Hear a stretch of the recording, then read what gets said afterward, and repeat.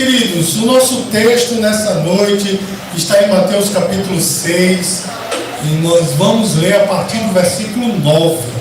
Mateus capítulo 6, a partir do versículo 9. Obrigado, irmão. Amém. Diz assim: portanto, vós orareis assim: Pai nosso que está nos céus, santificado seja o teu nome. Venha o teu reino, faça-se a tua vontade, assim na terra como no céu. O pão nosso de cada dia dá-nos hoje, e perdoa-nos as nossas dívidas, assim como nós temos perdoado aos nossos devedores. E não nos deixe cair em tentação, mas livra-nos do mal, pois teu é o reino, o poder e a glória para sempre. Amém. Porque se perdoardes aos homens as suas ofensas, também vosso Pai Celeste vos perdoará. Se, porém, não perdoardes aos homens as suas ofensas, tampouco vosso Pai vos perdoará as vossas ofensas. Meus queridos, eu vou ler novamente só a parte B do versículo 13. Eu peço que os irmãos repitam bem forte. Pois teu é o reino, o poder e a glória para sempre. Amém. Pois teu é o reino, o poder e a glória para sempre. Amém. Irmãos, a oração, ela é um fator importantíssimo na vida de um crente. Um crente que não ora, irmãos, ele está fadado ao fracasso, ele está fadado a cair. Os irmãos estão entendendo, irmãos? Quanto mais o crente ora, mais próximo ele está da sua vitória, mais próximo de Deus, né? Recebe a orientação do Senhor, fica forte, não é assim, irmãos? E quanto menos oração, mais fraco, sem direção, né? E eu poderia dizer aqui N coisas para assustar os irmãos, mas é a verdade, irmãos. Quanto menos oração, menos o crente está perto de Deus. E o crente se engana, né? Achando, não, mas está tudo certo, né? Deus sabe o que eu quero, né? Deus já sabe de todas as coisas, então Ele sabe do que eu preciso, mas o Senhor, Ele quer ouvir de você. Isso é um grande mistério, irmãos, porque o Senhor realmente sabe de tudo. A Bíblia diz, irmãos, lá no Salmo 139, que a palavra ainda nem se formou na nossa mente, o Senhor já conhece, mas Ele quer ouvir de mim, de você. E um exemplo muito claro, irmãos, é que quando Ele ia curar, por exemplo, um aleijado, Ele dizia: o que é que você quer que eu te faça? Se ele fosse nordestino, ele dizia: não, eu quero um jumento, por exemplo. Né? Não, ele, né? Mas o Senhor, Ele perguntava: o que é que você quer que eu te faça? Sabe por quê? Ele quer ouvir de você. Amém, irmãos? Amém. Então a oração é, de fato, a respiração da alma do crente. É um veículo, irmãos, que é um vínculo, melhor dizendo, que nos leva para ter esse contato com Deus. Amém, amados? Amém. O grande homem de Deus, Martinho Lutero, ele costumava dizer que a oração e a leitura da palavra são como dois remos de um bote. Né? Os irmãos sabem que naquele tempo, né, existia aqueles botes que tinha dois ganchos onde era colocado o remo e a pessoa ia remando de costa, né? E ele ia assim: se remar só com um, rodava e não ia para lugar nenhum. Se fosse só com o outro, do mesmo jeito, mas com dois chegava, né, a um objetivo. Então assim, a oração e a leitura da palavra, quando só há leitura da palavra, é bênção, mas também a pessoa fica muito séria, né? Muito, vamos dizer assim, intelectualizado. E só oração a pessoa fica meio fanática, né, irmão? A pessoa fica meio espiritualizando demais as coisas. Os irmãos estão entendendo o que eu estou falando, irmão? Então, quando há os dois fatores, oração e leitura da palavra, a vida do crente está perfeita. Você pode dizer glória a Deus por isso?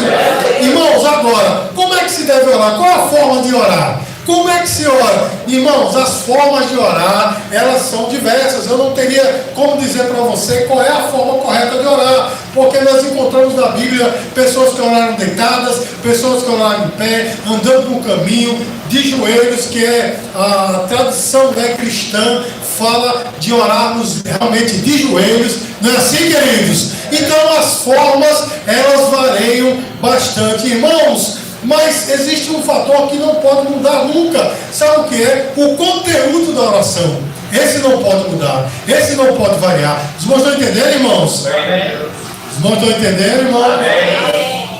Então, o conteúdo da oração ele não pode mudar. E aí, meus queridos, vem aquela questão, mas o que deve haver nesse conteúdo? O que é que eu devo falar? Como é que eu devo orar? Se você está entendendo, irmãos, a forma, ela varia, porém o conteúdo tem que ser um só. E aí, irmãos, a oração é tão importante que Jesus ele nos ensinou a orar. Amém, queridos? E algumas pessoas, elas entendem errado esse modelo de oração e acham que é para repetir exatamente o que está naquele modelo. Mas quando Jesus falou isso, irmãos, ele não queria que nós repetíssemos. Sabe por quê? Senão ele estaria contradizendo a sua própria palavra, porque ele disse, vocês não precisam andar em vãs repetições, porque isso não toca o coração de Deus, né? Então as vãs repetições demais, não toca o coração de Deus. Portanto, Jesus não queria que nós repetíssemos exatamente a sua oração.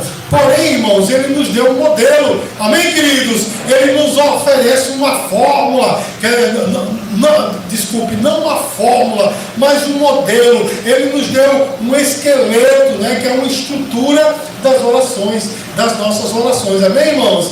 E esse modelo, né, ele tem uma estrutura.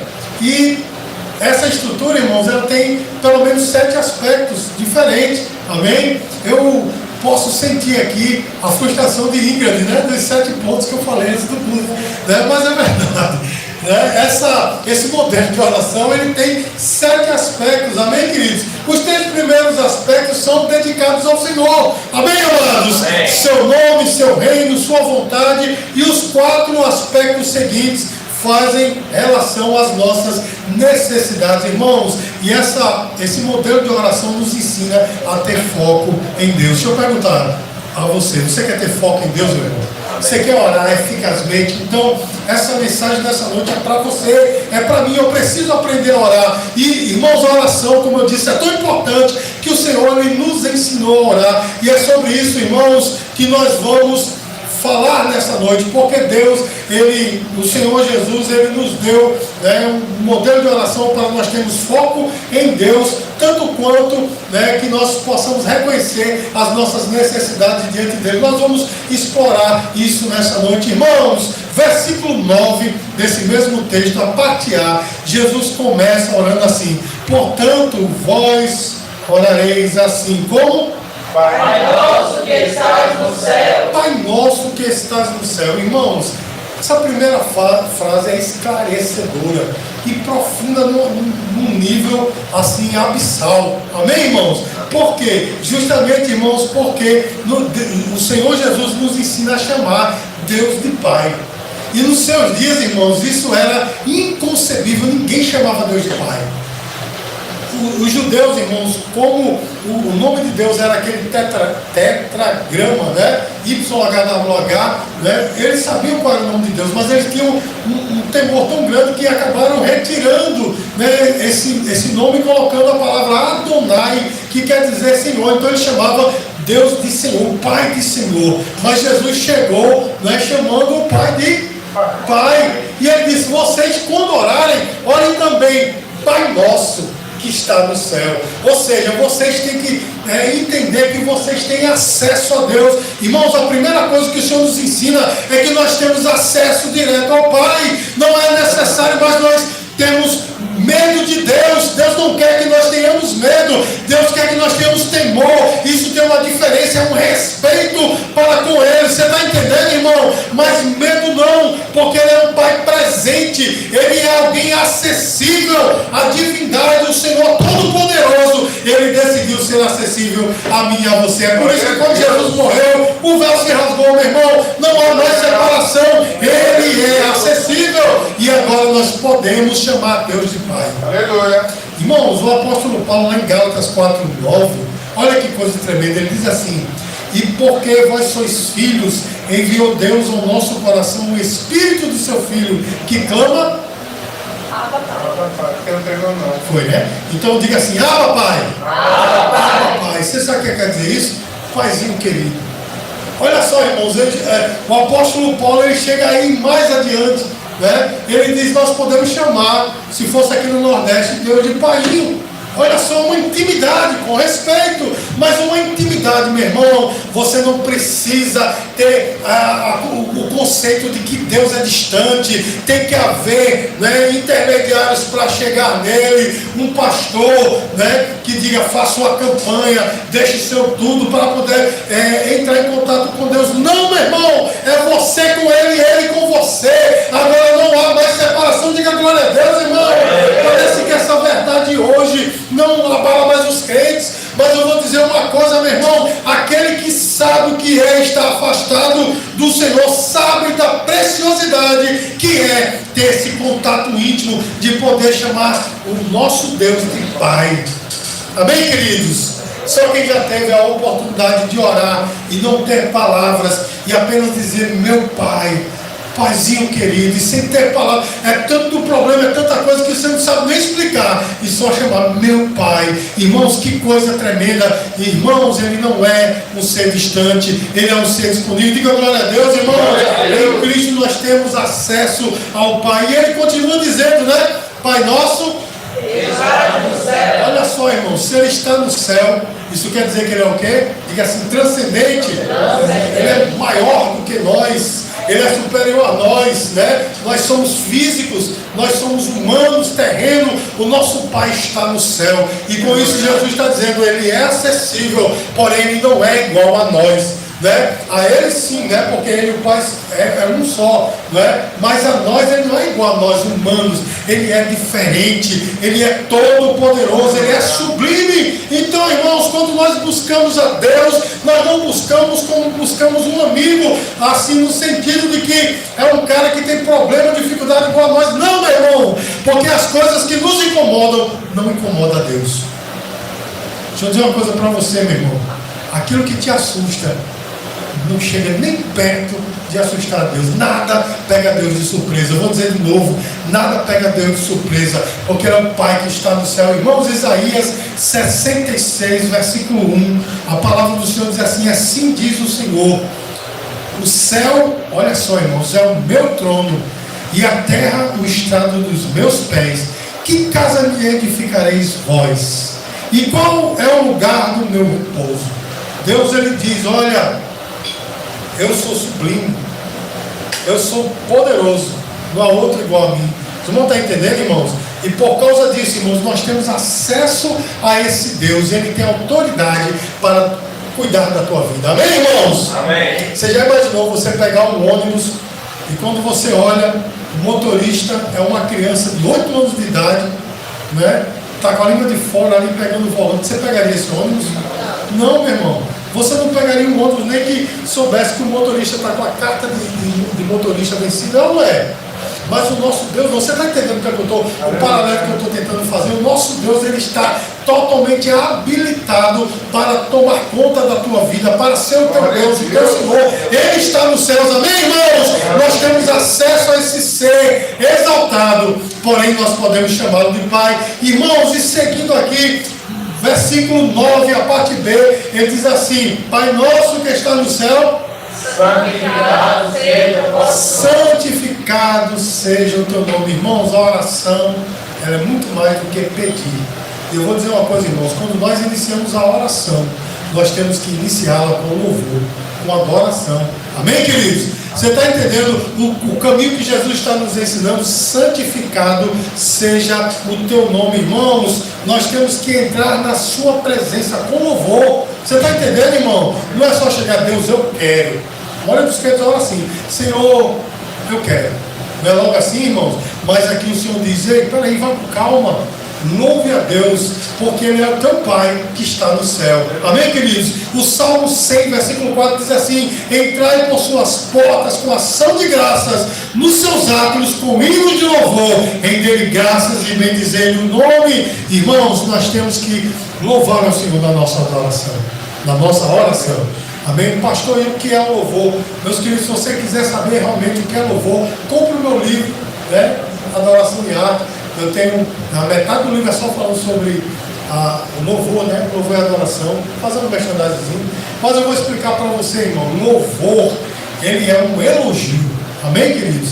Então, quando nós dizemos assim, eu vou louvar ao Senhor, muitas vezes a gente faz alusão à música, né? Mas a música não é a única forma de louvar a Deus. Quando eu digo, Senhor, Tu és exaltado, isso é um louvor. Você está entendendo, irmãos? Então, entremos na presença do Senhor com louvor. Mas olha só, irmãos, ele diz, santificado seja o vosso nome. Ou seja, irmão, santificado seja o teu nome. Também nós devemos ter zelo pelo nome de Deus, porque o nome de Deus, irmãos, é o reflexo de tudo que Ele é, ou seja, santo, justo e fiel.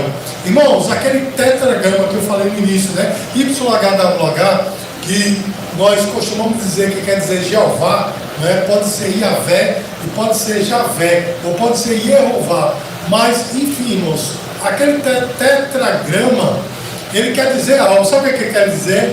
Ele quer dizer eu sou. Ele é o único que pode dizer eu sou na essência. Sabe por quê, irmãos? Né? Tem até uma seita aí que fez uma tradução da Bíblia chamada Tradução das Escrituras do Novo Mundo, algo assim, que ele diz assim, eu tenho sido. Não, meu irmão. O nome Jeová quer dizer eu sou. Sabe o que isso quer dizer, irmãos? Eu não tenho início nem nunca terei fim. Eu sou o único autoexistente, o único que tem existência em si mesmo. Ele não teve início, mas ele deu início a todas as coisas. E quando o Senhor fala assim, santificado seja o teu nome, nós temos que ter isso em mente. O nosso Deus, Ele é transcendente e Ele é todo poderoso, irmãos, e nós devemos honrar esse nome em todas as áreas da nossa vida. Deixa eu perguntar uma coisa para você: você tem honrado o nome de Deus na tua vida? As pessoas olham para você e glorificam a Deus pelo que Ele está fazendo na tua vida, porque existe alguém realmente justo, alguém santo e alguém fiel aqui na terra. Pastor, e quer dizer que eu tenho que ser justo, santo e fiel? Sim, meu irmão. Se a luz de Cristo, ela habita em mim, e essa luz ela deve inundar as pessoas ou tocar as pessoas ao meu redor, isso quer dizer que eu tenho que ser assim. Você pode dizer glória a Deus, irmão? E prosseguindo aqui o versículo 10, diz assim: venha o teu reino, faça-se a tua vontade, assim na terra como no céu. O Senhor, irmãos, Ele diz, olha, na tua oração priorize o reino de Deus. Veja que até agora não se falou em necessidade humana, não é? Jesus, irmãos, nesses 3 pontos, Ele está falando apenas da nossa adoração a Deus. E Ele diz, olha, se preocupe com o reino de Deus. Você tem se preocupado com o reino de Deus? Ou com o seu reino, com as suas coisas? Né? Ah, Deus, eu quero, né? As pessoas costumam dizer, eu vou no culto receber, eu vou na igreja receber, eu quero vitória, eu quero bênção. Irmão, tem crente que é uma máquina de vitória, eu quero vitória, quero bênção, quero vitória, quero bênção. Né, irmão? É só isso. Mas o Senhor diz assim, olha, venha o teu reino. Essa oração dizendo o seguinte, olha, você tem que clamar para que o reino de Deus, ele tenha ação nesta terra. E quando eu falo no reino de Deus, irmão, não estou falando apenas no reino milenial, né? Ou no milênio que virá, né? Depois do arrebatamento da igreja, né? Depois da grande tribulação, depois da batalha do Armagedon. Não estou falando só desse reino. O reino de Deus tem que ter sua ação no aqui e agora. Sabe como, meu irmão? Quando eu e você exercemos a justiça e fazemos a vontade de Deus, porque Ele diz assim, faça-se a tua vontade, assim na terra como no céu. Você está entendendo, meu irmão? Quando eu e você fazemos a vontade de Deus e queremos que a justiça de Deus prevaleça, irmão, o reino de Deus, ele tem ação neste lugar. Você está entendendo, meu irmão? Pastor, o que é que isso implica? Implica, meu irmão, em eu comprar e pagar. Você está entendendo, meu irmão? Implica em eu prometer uma coisa e cumprir. E se não puder cumprir, ir lá e tentar repor de alguma forma. Você está entendendo, meu querido, minha querida? É tentar viver em santidade, né? Fazer de tudo para que a minha boca não seja emprestada a Satanás, para que os membros do meu corpo não sirvam, como o apóstolo Paulo disse, como membros da prostituição. Você está entendendo, meu irmão? É viver em santidade aqui na terra. Faça-se a tua vontade, tanto na terra como no céu. Vocês vão estar entendendo, irmão? Então, eu preciso viver dessa forma. E como o reino de Deus, irmãos, a justiça de Deus, ela começa a agir nessa terra. Primeiro, aplicado a mim, não é, irmãos? Eu não posso impor justiça aos outros. eu tenho que, em primeiro lugar, impor justiça a mim mesmo. Você está entendendo, meu irmão? Viver de uma forma justa, da forma certa. Amém, queridos? Amém. Depois, irmãos, essa justiça ela deve estender às pessoas que estão ao meu redor. E por fim, meus queridos, a toda a nação, faça-se a tua vontade, irmão. Um crente verdadeiro, meu irmão, ele se agrada em fazer a vontade do Senhor. Salmo 40, versículo 8, olha só o que aqui diz a palavra. Agrada-me fazer a tua vontade, ó Deus, ó meu Deus. Dentro do meu coração está a tua lei. O salmista disse, agrada-me fazer a tua vontade. O que é que tem satisfeito a tua alma? A tua vontade ou a vontade de Deus? Geralmente a nossa vontade choca-se com a vontade de Deus, é ou não é? E nesse conflito, muitos crentes preferem satisfazer a própria vontade, deixando a vontade de Deus em segundo plano. Mas aqui a Bíblia nos ensina que nós possamos buscar e fazer a vontade de Deus. Quando a vontade de Deus, meu irmão, se choca com a nossa vontade, o que é que nós temos que fazer? Às vezes a gente reclama, né?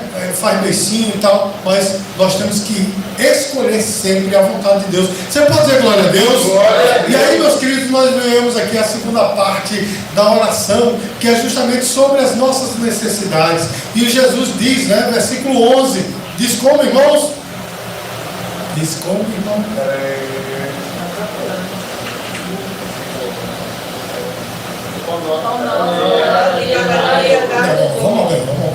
Vamos lá, como é que diz? O pão nosso de cada dia dá-nos hoje. Irmãos, olha só, aí começa a tocar nas necessidades humanas. O Senhor diz, então peça as suas necessidades. Meu irmão, se eu estou pedindo algo a alguém, o que é que isso implica em dizer?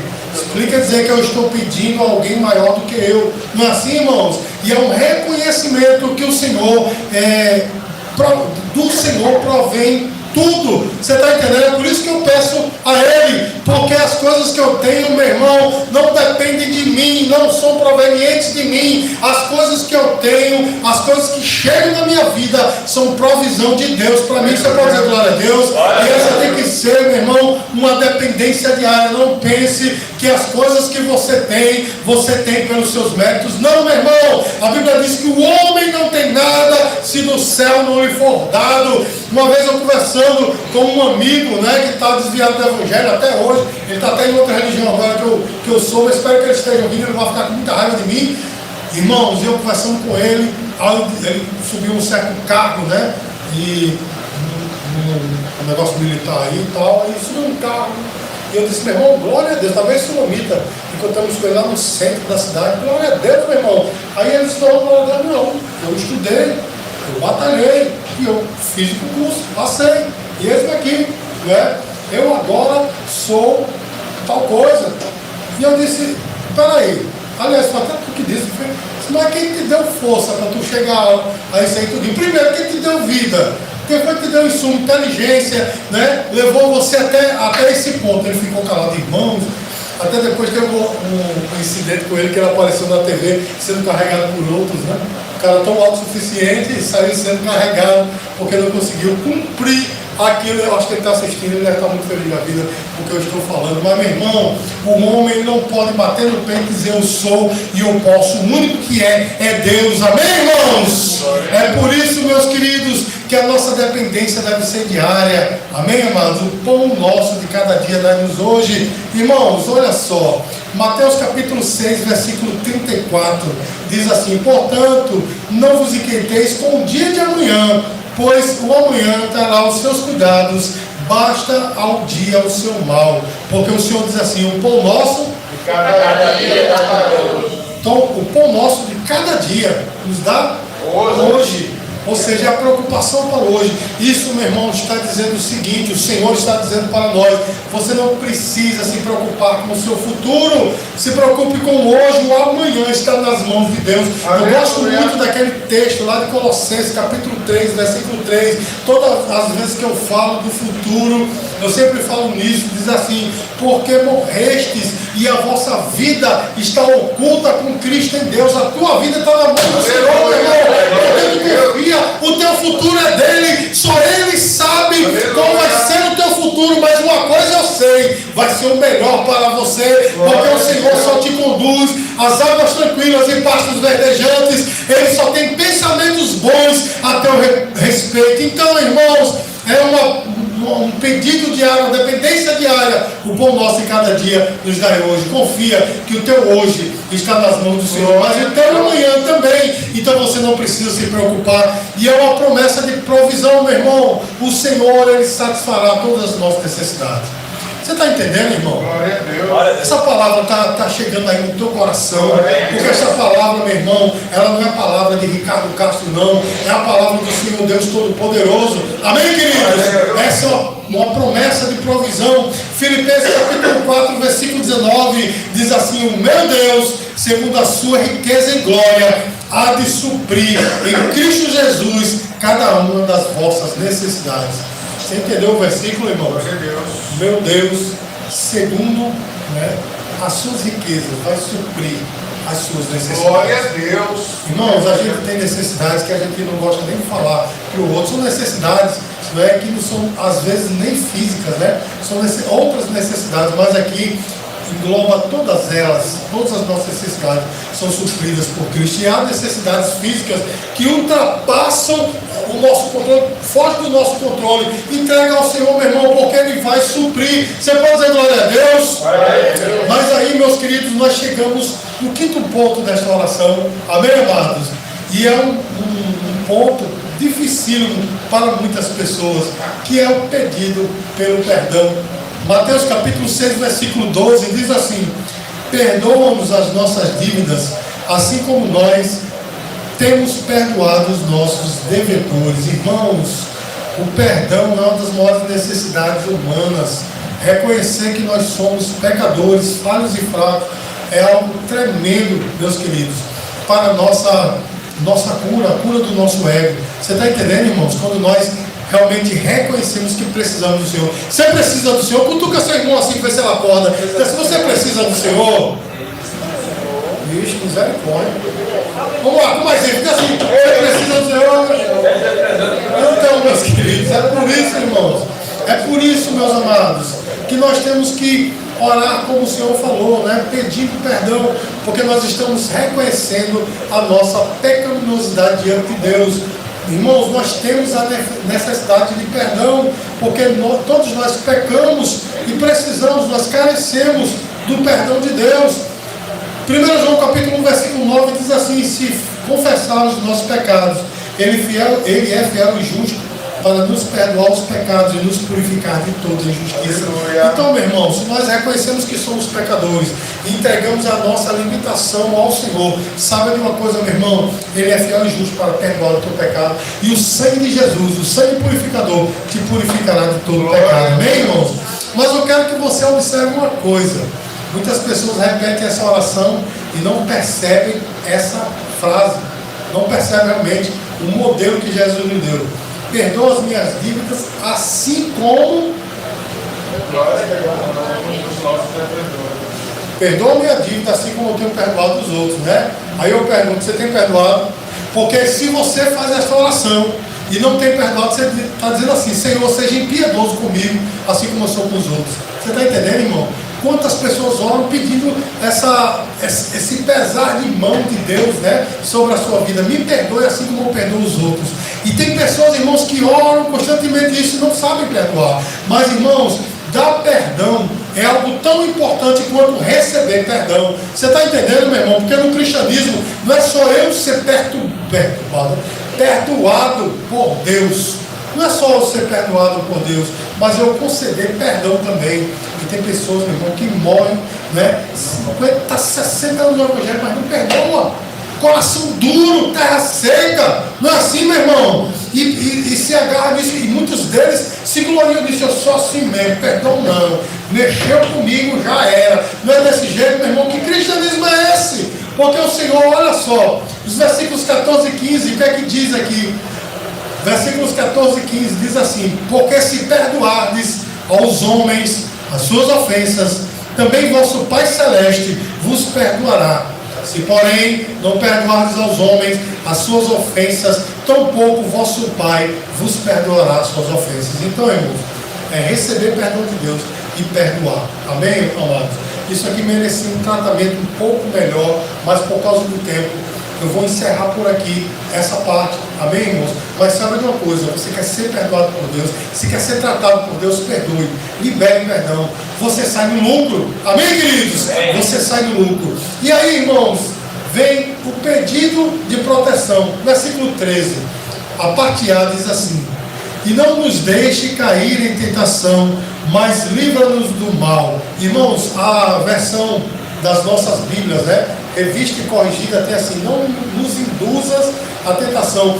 Irmãos, foi uma falhazinha de João Ferreira de Almeida, porque no texto original não está não nos induza, mas não permita. Os irmãos entendem, irmãos? Porque as palavras se parecem e ele acabou traduzindo assim. Mas como houve uma atualização, por isso que é Almeida, revista e atualizada, uma atualização, e aí a atualizada tem a versão correta: não nos deixe cair, ou não permita que caiamos em tentação. Amém, queridos? E essa é um clamor para a proteção divina. Você entende, meu irmão? O Senhor está nos incitando a pedir a proteção de Deus. Você tem pedido a proteção de Deus? Ou você tem confiado em você mesmo? Você tem confiado nas suas experiências? Você tem confiado na sua ferocidade, né, na sua arrogância, né, talvez no seu falar alto? Irmãos, aqui o Senhor, Ele fala para nós pedirmos a proteção de Deus. É uma blindagem divina, irmãos.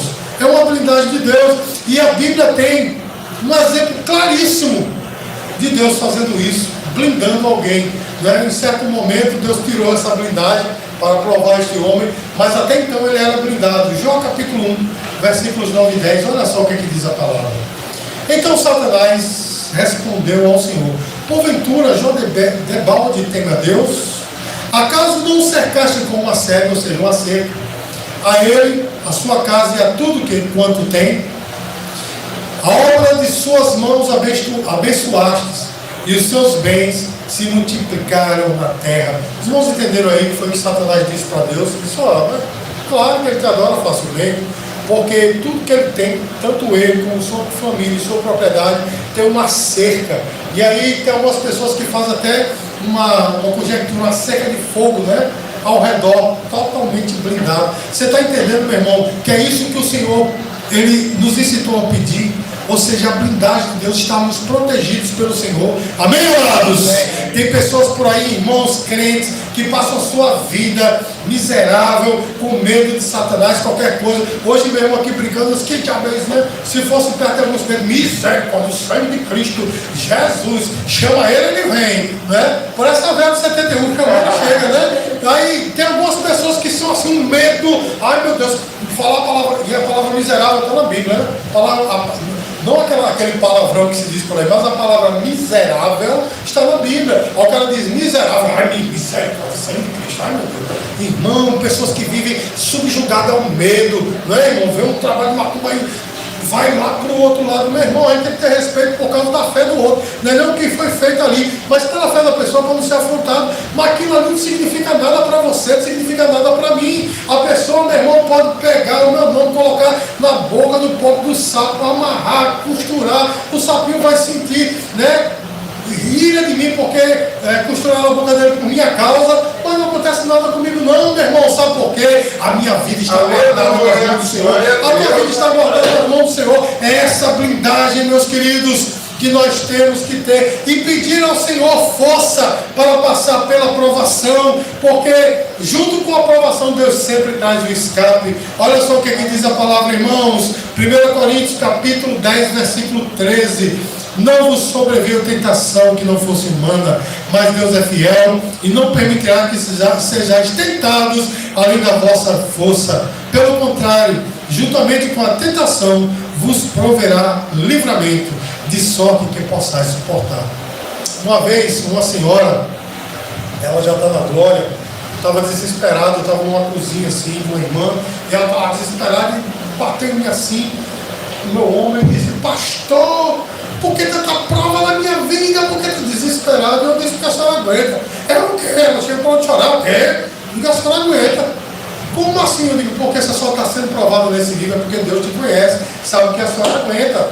Ela ficou assim, eu digo, está na palavra, meu irmão. Deus só prova até as nossas forças, nunca além. Amém, amados? Amém. E a Bíblia diz, junto com a aprovação vem o escape. No passado, irmão, quando eu recebia Jesus, né, quando a pessoa, por exemplo, estava desempregada, arrumava um bico, né, tem gente que trabalha fazendo bico, né, aquele biquinho na esquina, né, fazendo assim, né, mas arrumava um bico e dizia, esse é o escape, né, porque não era um trabalho fixo, né, irmãos, mas era o escape, né, tinha essa gíria cristã naqueles dias, né, de fazer o bico. Os irmãos estão entendendo, irmão? De um escape, aí daqui a pouco, irmãos, há uma aprovação tal, aí chega uma bênção, um momento de felicidade, aí no passado a gente dizia, eis aí o escape, esse é o escape de Deus, o irmão está entendendo, irmão? Mas, independente disso, toda aprovação, meu irmão, tem sempre um escape. Você está entendendo? Junto com a aprovação, Deus traz o escape. Você pode dizer glória a Deus? E por fim, meus queridos, a oração, ela termina como começou.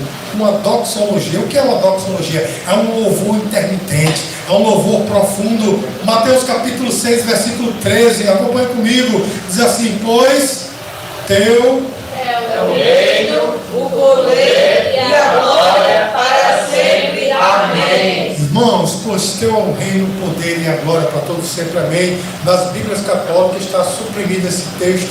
Não sei porquê, mas esse texto está nos originais.